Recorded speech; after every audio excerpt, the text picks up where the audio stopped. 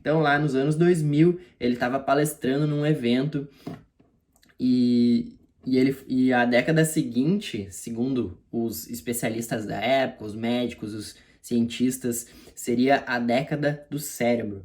Então, eles estavam prevendo que na década ali de 2010, de 2000 a 2010, ocorreriam grandes descobertas com relação ao cérebro, e o Matthew Walker estava lá palestrando nesse evento, e só para comentar aqui que se concretizou nessa época, foi realmente uma grande época de descobertas para o cérebro, tá? E uma das mais importantes conversas que o Walker já teve no âmbito científico. Ele terminou a palestra e veio um senhor que se dizia pianista, dizendo que ele tinha uma experiência frequente demais para ser casual. E qual era essa experiência?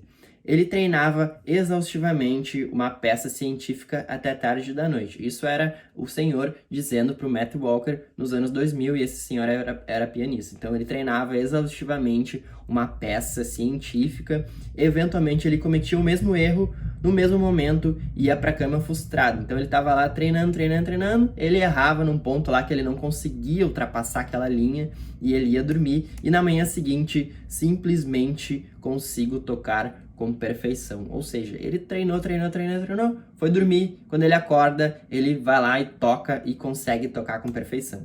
E esse era uma experiência frequente demais para ser casual, segundo esse senhor. E aí ocorreu uma reverberação disso na cabeça do Walker, né? Simplesmente consigo tocar. O que isso significava, né? Por que isso acontecia? Por que isso acontecia? A prática faz a perfeição? Ou então a prática seguida do sono que faz a perfeição?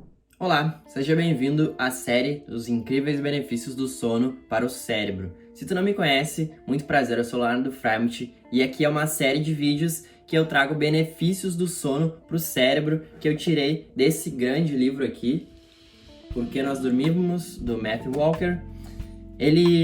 Esse livro é um livro bem profundo, bem denso em conteúdos em ciência no livro, né? Ele traz experimentos científicos, ele traz comprovações científicas. O Matthew Walker é um cientista que já publicou mais de 100 artigos científicos exclusivamente sobre sono. Então ele vai ser sempre uma fonte aqui de referência no canal. Inclusive, essa é uma das aulas técnicas que eu tô fazendo. Eu faço algumas aulas mais técnicas, mais densas em conhecimento, em artigos científicos, e algumas aulas um pouco mais leves, um pouco mais com as minhas conclusões dos outros locais que eu pego as informações.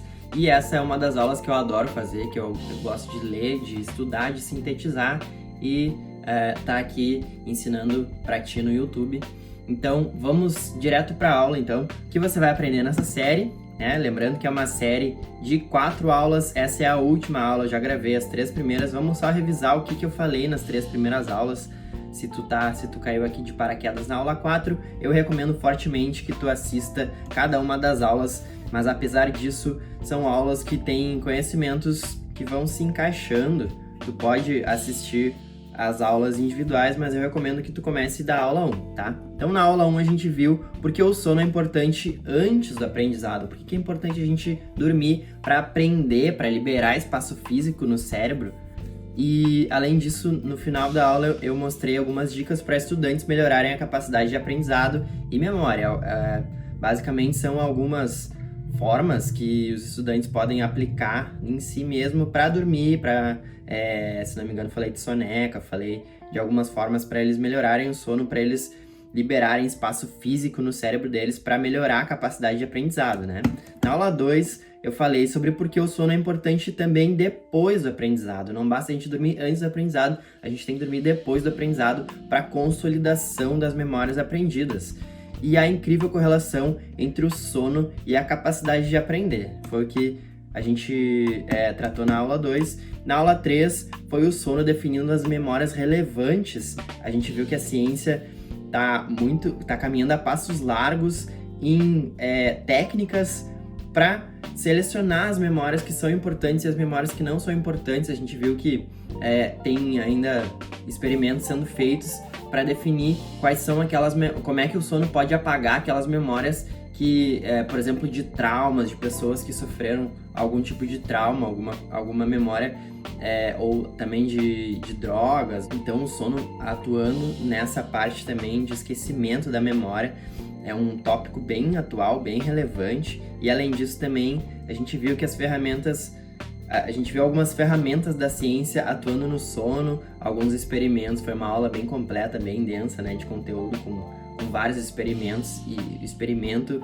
a conclusão, a gente viu vários experimentos usando vários artifícios científicos para melhorar a profundidade do nosso sono, que é o que a gente está sempre buscando. E aqui na aula 4 a gente vai ver os benefícios do sono para construção e consolidação de memórias de habilidades motoras, né? Habilidades motoras não é mais as memórias factuais, do tipo livro-texto, de aprender aula, de assistir uma aula, de ler, fazer uma leitura. Isso tudo são memórias do tipo livro-texto. Aqui a gente vai ver memórias de habilidades motoras. Então, jogar basquete, andar de bicicleta, tocar piano, tudo isso são habilidades motoras. A gente vai ver o impacto disso, que o sono tem nessas habilidades. E também a gente vai ver o impacto do sono na performance de atletas olímpicos e da NBA. Tem alguns artigos científicos aqui bem interessantes e algumas interpretações do sono.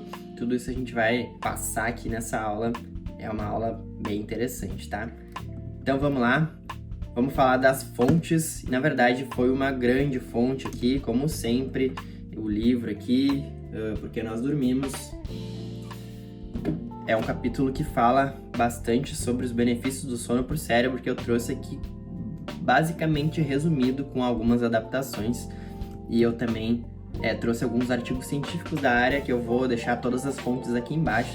Se tu te interessar mais por essas leituras, estão todas aqui na descrição, tá? Então vamos para a aula, vamos começar aqui falando do sono para outros tipos de memória, que não são as memórias que a gente viu nas aulas 1, 2 e 3, né? Então, o foco das aulas anteriores, como eu te falei, são estudos com memórias factuais, ou seja, associações com livros-textos, recordação do nome de alguém. Então, quando tu tá lembrando alguma coisa, tá puxando do teu córtex, tu gravou alguma coisa, a memória ficou no hipocampo, que é o nosso pendrive, que é a memória de curto prazo. Daí quando a gente dorme, a gente transfere as memórias pro córtex, como a gente viu, que é o HD.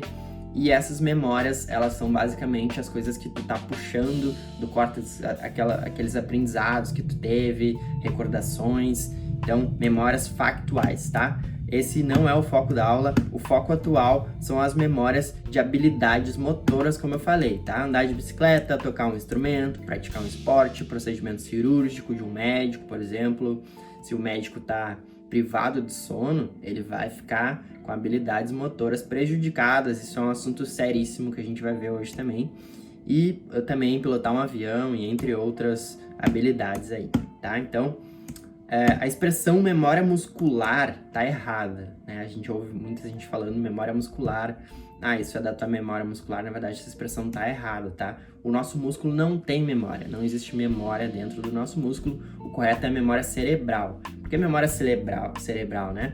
Porque treinar músculos ajuda a executar a rotina de memória que está gravada no cérebro. Então, o músculo, quando tu aprende alguma coisa, alguma habilidade no músculo, tu tá treinando, né?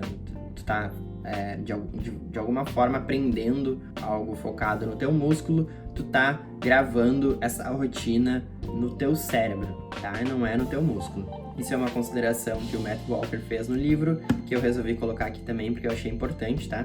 E vamos então aos motivos que levaram o Matt Walker a focar nisso, a focar em entender como que o sono impacta nas habilidades motoras e não somente nas memórias factuais, tá? O primeiro motivo foram 2 motivos, tá? Que ele mesmo cita no livro. O primeiro foi uma pesquisa que ele estava fazendo sobre transtornos de movimento. Ou seja, eram lesões da medula espinhal que alguns pacientes sofriam, e ele estava lá tentando entender como que o sono poderia atuar na reconstrução dessas lesões, tá? E o objetivo daquela pesquisa naquela época era tentar descobrir maneiras de reconectar a medula espinhal rompida, ou seja, refazer a conexão do cérebro e o corpo, porque a pessoa rompia a medula espinhal, ela ficava sem caminhar, ela ficava até tetraplégica, e o Walker estava lá tentando entender como que essa conexão entre o cérebro e o corpo acontecia. E os resultados dessa pesquisa foi um fracasso na pesquisa na época, mas ele teve outros inputs ali, outros insights, por exemplo, contato com pacientes com uma série de outros problemas, como derrames cerebrais. Então, os pacientes sofriam derrames cerebrais, eles ficavam com movimentos do corpo prejudicados, e o Matthew Walker teve contato com vários deles, né? Então, ele tirou vários aprendizados e mais perguntas. E quais eram essas outras perguntas? Vários deles possuíam melhoras dia a dia, ou seja, eles não tinham um movimento mais, eles ficavam prejudicados de certo movimento, só que eles iam melhorando dia após dia. O que isso significa, né? O que isso significava pro Walker? E alguns indícios ele tirou, como o sono seria um agente atuante. Será que conforme a pessoa ia dormindo, o sono ia ajudando a pessoa a recuperar esses movimentos do corpo? Então, esse foi o primeiro objetivo, o primeiro indício que fez o Matthew Walker entrar numa pesquisa. Depois a gente vai ver aqui que ele fez umas descobertas, né? E o segundo motivo, que foi o mais importante, segundo ele mesmo no livro, que foi um contato com um senhor após uma palestra. Então, lá nos anos 2000, ele estava palestrando num evento e a década seguinte, segundo os especialistas da época, os médicos, os cientistas, seria a década do cérebro. Então, eles estavam prevendo que na década ali de 2010, de 2000 a 2010, ocorreriam grandes descobertas com relação ao cérebro, e o Matthew Walker estava lá palestrando nesse evento, e só para comentar aqui que se concretizou nessa época. Foi realmente uma grande época de descobertas para o cérebro, tá? E uma das mais importantes conversas que o Walker já teve no âmbito científico. Ele terminou a palestra e veio um senhor que se dizia pianista, dizendo que ele tinha uma experiência frequente demais para ser casual. E qual era essa experiência? Ele treinava exaustivamente uma peça científica até tarde da noite. Isso era o senhor dizendo para o Matthew Walker nos anos 2000, e esse senhor era pianista. Então ele treinava exaustivamente uma peça científica. Eventualmente ele cometia o mesmo erro no mesmo momento e ia para a cama frustrado. Então ele estava lá treinando, ele errava num ponto lá que ele não conseguia ultrapassar aquela linha, e ele ia dormir, e na manhã seguinte simplesmente consigo tocar com perfeição. Ou seja, ele treinou, foi dormir, quando ele acorda, ele vai lá e toca e consegue tocar com perfeição. E esse era uma experiência frequente demais para ser casual, segundo esse senhor. E aí ocorreu uma reverberação disso na cabeça do Walker, né? Simplesmente consigo tocar. O que isso significava, né? Por que isso acontecia? Por que isso acontecia? A prática faz a perfeição? Ou então a prática seguida do sono que faz a perfeição? Isso foi o que o Matthew Walker estava pensando na época, e ele simplesmente não tinha resposta para falar para esse senhor, e aí ele ficou com aquilo na cabeça, e esse foi o segundo motivo que levou o Matthew Walker a focar os estudos científicos dele nessa área do sono, nas habilidades motoras, tá? E aí ocorreu a descoberta revolucionária do Matthew Walker e da equipe dele, que foi um experimento científico, tá? Então, o foco era o sono nas habilidades motoras. O experimento foi publicado em 2003, né? A gente viu agora que essa palestra foi em 2000, então ele passou os próximos 3 anos pesquisando e testando, e a pergunta que ele queria resolver era: o cérebro continua a aprender na ausência de qualquer prática adicional? De que forma? Será que o cérebro continua aprendendo depois que a pessoa para de praticar?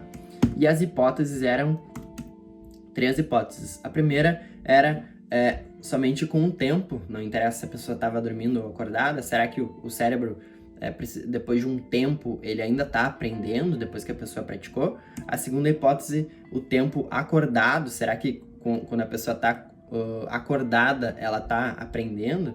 E a terceira hipótese era o tempo adormecido. Será que a pessoa, quando ela dormia, que ela estava aprendendo? Então essas eram as 3 hipóteses do Matt Walker e da equipe dele, e o experimento foi o seguinte: um grupo grande de indivíduos destros, então foram reunidos esse grande grupo de indivíduos destros, e o objetivo era fazer eles aprenderem a digitar uma sequência específica no teclado com a mão esquerda. Então eles eram destros e eles estavam lá aprendendo a digitar uma sequência com a mão esquerda, e essa sequência era 4, 1, 3, 2, 4. Então eles tinham que aprender a digitar 4, 1, 3, 2, 4 com a maior rapidez e com a maior precisão possível.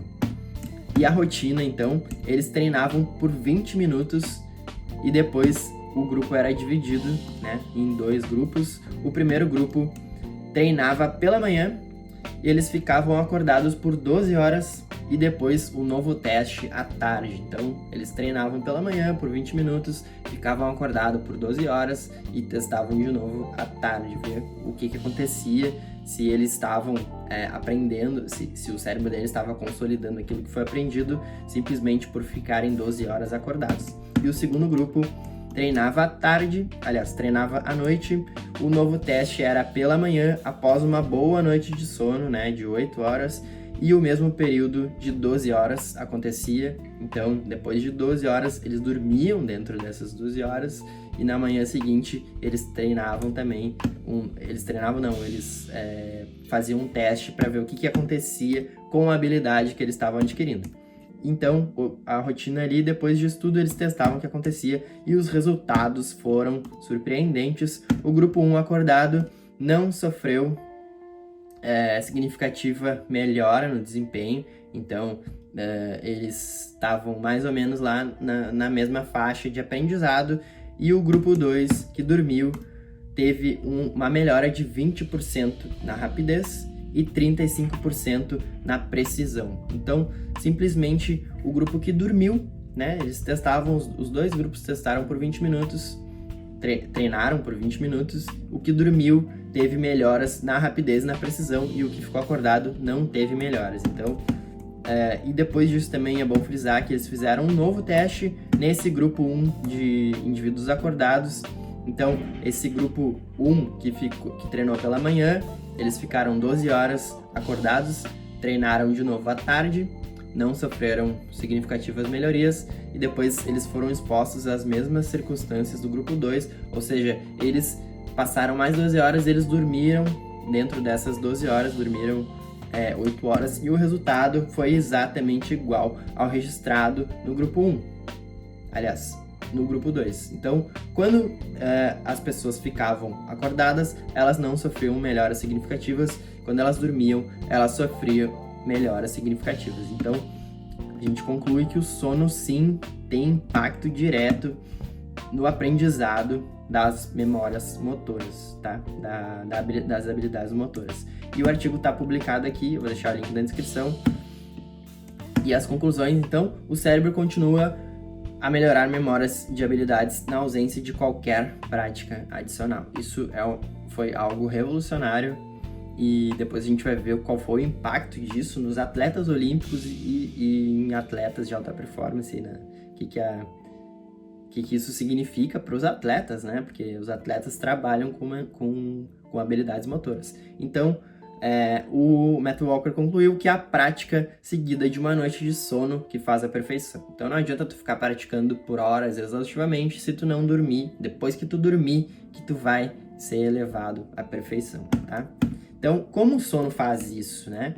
Então, novamente, ocorre a transferência de memórias. A gente viu que nas aulas passadas, que a gente aprende, a gente fixa memórias no hipocampo, que são nossas memórias de curto prazo. Depois a gente dorme e a gente transfere as memórias de curto prazo para o córtex, e aí a gente fixa, tornando as memórias de longo prazo, tá? Só que a diferença agora não é mais do hipocampo para o córtex. Dessa vez era abaixo do nível da consciência, então o sono atuava em uma outra área. Ele automatizava as rotinas de movimento, ele não atuava mais no hipocampo e no córtex. Então ele automatizava, e essas rotinas de movimento tornavam-se hábitos instintivos. Então era como se tu estivesse gravando aquilo e tu conseguia fazer como se fosse um hábito instintivo. Então essa foi a diferença e como que o sono, qual é o mecanismo dentro do sono que atua, que faz essa consolidação, são os fusos de sono. Então vamos relembrar o que é o fuso de sono, né? São rajadas de ondas elétricas. Quando a gente dorme, a gente está no sono NREM, a gente atinge o sono profundo, que são o sono de ondas lentas, e então até a gente atingir o sono de ondas lentas, a gente tá com as ondas um pouco mais rápidas, né? Tem algumas rajadas de ondas, e essas rajadas de ondas elétricas, algumas delas que são curtas e poderosas, que se diferem das outras ondas, são chamadas de fusos de sono. E elas ocorrem majoritariamente na fase NREM, fase 2 do sono NREM, tá? Lembrando que é o sono leve. E elas são mais frequentes nas 2 últimas horas de sono. Então, se tu quer ter essa consolidação de memória, de habilidades motoras, tu deveria dormir uma quantidade de sono razoável para que as 2 últimas horas de sono tu tenha bastante fusos de sono, tá? Isso vai impactar nessa consolidação de memória motora também. E elas são mais frequentes nas áreas do cérebro que demandam o aprendizado, claro. Então a gente viu agora o que foi essa descoberta revolucionária. Vamos ver qual foi a aplicação que isso teve em atletas olímpicos. E por que em atletas olímpicos, né? Bom, porque são informações extremamente relevantes quando eu tô treinando para umas Olimpíadas, ou se eu sou um atleta de alta performance, jogador de futebol, jogador de basquete, jogador de qualquer coisa. Eu treino com o meu corpo, inclusive pessoal da musculação também. Quando eu durmo, eu tô gerando impactos diretos em tudo dentro do meu corpo. Então, essas descobertas do Matthew Walker foram revolucionárias para a ciência, foram revolucionárias para a equipe de atletas, principalmente atletas olímpicos de alta performance, né? Então, a gente tem alguns exemplos clássicos aqui: o Usain Bolt, Roger Federer, LeBron James. Eles dormem muito e a gente vai ver quanto tempo eles dormem, quanto tempo cada um dorme.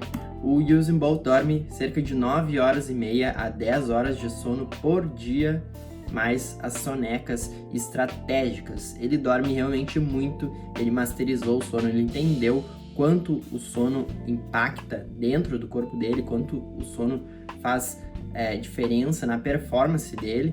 Esses três atletas trabalham com o Matthew Walker em algum nível, tá? E ele teve e tem cochilos antes de quebras de recordes mundiais, cochilos estratégicos. Para que esses cochilos ocorrem? Ele tá na busca dos fusos de sono, como a gente viu, que são as rajadas de ondas elétricas que influenciam na consolidação da memória de habilidade motora, e ele também está ali buscando carregar as energias. Olha que interessante, né? Vou deixar a fonte aqui embaixo, foi uma entrevista que o próprio Matthew Walker deu em um canal do YouTube. O Roger Federer, ele dorme 12 horas de sono, 12 horas, 10 horas de noite e 2 horas de dia em sonecas, tá? Ele também masterizou o sono dele. E o LeBron James, jogador de basquete, também dorme 12 horas de sono. Então é muita coisa. O corpo deles exige que eles façam isso, porque eles treinam bastante, né? Então, como eu falei, todos eles estão ligados em algum nível à equipe do Matthew Walker. E por que eles fazem isso? Como eu falei também, treinos exaustivos e jogos muito frequentes, ou provas muito frequentes, no caso do Usain Bolt. O sono reduz a inflamação do corpo dele. Quando eles estão treinando, eles estão se desafiando, eles vão até o limite para ser quem eles são, e eles geram muitas inflamações que o sono vai corrigir. Quando a gente sabe que quando a gente dorme, a gente entra em estágio profundo, a gente libera o GH, que é o hormônio do crescimento, e além do hormônio do crescimento, ele também é o hormônio da regeneração muscular. E o sono melhora também habilidades motoras, como a gente viu. Então, quanto mais eles dormem, mais eles conseguem masterizar os próprios movimentos do corpo deles, tá? Esses foram alguns dos exemplos, tá? Dentre vários. E aí, essas descobertas foram tão revolucionárias que ocorreu uma declaração do Comitê Olímpico Internacional dizendo qual é a importância do sono nas decisões. Eles publicaram um artigo sobre isso. e também necessidade essencial no desenvolvimento atlético. Ou seja, todo mundo sabe disso hoje, então é algo que já está aí na boca do povo, né? Ou dos atletas, tá? Então, depois disso, o Matthew Walker fez uma análise em 750 estudos científicos, que é uma meta-análise, né? O que é a meta-análise? É a análise de todas as análises. São geralmente os estudos com mais poder de análise de conclusão, tá? E a pergunta foi: qual é a relação entre o sono e o desempenho humano? E os resultados da privação de sono foram os seguintes. Essa foi a meta-análise. Os resultados da privação de sono foram os seguintes: redução do tempo para exaustão física de 10 a 30%. Então, quando os atletas estão privados de sono, o que acontece com eles? No primeiro lugar, eles chegam mais rápido na exaustão física de 10 a 30%, segundo essa meta-análise, tá? O que mais? Redução da força de extensão dos membros. O que mais? Redução da altura do salto vertical. Olha aí, os jogadores de basquete, os atletas do salto em altura, né? Eles pulam menos. Redução da força muscular, tanto a força contínua quanto a força máxima é reduzida com a privação de sono. Redução da capacidade cardiovascular, metabólica e respiratória, o que significa menos ar nos pulmões. A gente respira com menos ar nos pulmões, então temos menos fôlego quando a gente dorme menos. Olha aí que interessante, né? O que mais? Redução da capacidade do corpo se refrescar com o suor. Então, o atleta atinge uma temperatura que é uma temperatura alta e ele precisa suar para ele se refrescar, e até isso ele é reduzido na capacidade do corpo dele com a privação de sono, tá? Essa foi a meta-análise feita pelo Walker, e o impacto do sono no risco de lesão é o principal que os atletas se preocupam, né? Qual é o impacto do sono no risco de lesão? O maior medo dos atletas, como eu falei, e foi feito um artigo científico em 2014 que falou sobre isso, analisou qual é o impacto das horas de sono dormidas versus a chance do atleta ter lesão muscular, tá? Então, como eu falei, a relação entre lesão no esporte e a quantidade de sono na noite anterior. E aqui é o gráfico, que é o resumo do artigo científico, tá? Então, aqui na vertical a gente tem a chance de lesão, e aqui na horizontal a gente tem a média de horas de sono, ou seja, 6 horas o atleta tem mais ou menos mais de 70% de chance de se lesionar. Depois, quando o atleta dorme em média 7 horas por noite, ele tem aí perto de 60%. Quando ele dorme mais, ele dorme 8 horas, a chance de lesão cai para mais ou menos 35%. E atletas que dormem 9 horas, em média, tem aí uma chance reduzida para cerca de 15 a 20% de se lesionar. Então, quanto mais o atleta dorme em média, menor é a chance dele se lesionar. Então, igualmente essencial o sono pós o jogo, né? Então, porque o sono pós-jogo, ele acelera a recuperação física da inflamação, como a gente já viu. Ele estimula a reparação muscular pelo hormônio GH, como eu já mencionei também, e ajuda no reabastecimento celular. Ele repõe a glicose, repõe o glicogênio também, importantíssimo para o atleta se recuperar, tá? O artigo, se tu tiver mais interesse em fazer a leitura na íntegra, eu vou deixar aqui embaixo o link na descrição, tá? Então, o que mais? Foi feito um experimento na NBA, esse é bem interessante, tá? Esse experimento foi em 2016, eu também vou deixar o link aqui embaixo. E o experimento foram análises correlacionando o sono versus as estatísticas de jogo dos atletas na NBA. Então, o link dele tá aqui, eu vou deixar na descrição. E tem um gráfico aqui específico do Iguodala, tá? É um jogador que na época era do Golden State Warriors. Hoje ele tá no Miami Heat, então eu não sou especialista em basquete. Se tiver algum especialista aí que quiser me corrigir alguma coisa, pode ficar à vontade.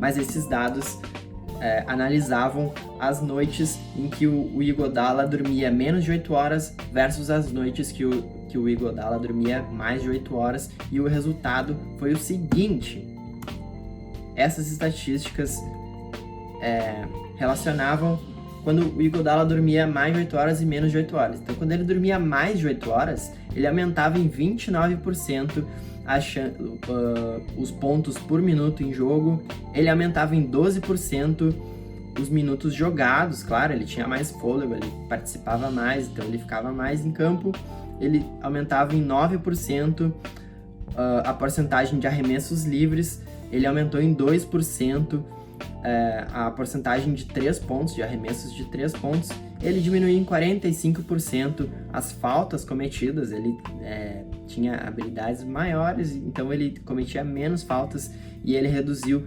37% o índice de turnover, que, se eu não me engano, é perder a bola. Então ele perdia 37% menos a bola. Então ele jogava melhor, basicamente. E esses dados foram coletados da NBA de setembro de 2015 a janeiro de 2016. Eles foram coletados com os atletas usavam uma pulseirinha no braço que media o sono, e também ele dava uma série de informações técnicas para os especialistas analisarem. E olha que interessante, esses resultados são realmente impressionantes, né? E aí, qual é o resultado disso tudo? Novamente, corroborando com tudo que a gente já viu aqui, o sono está diretamente correlacionado com as habilidades motoras. E aí, o que a gente pode tirar disso, né? Bom, aprender a digitar é um teclado diferente. Se tu dormiu bem, tu vai aprender mais rápido. Se tu dormiu mal, tu vai aprender menos rápido.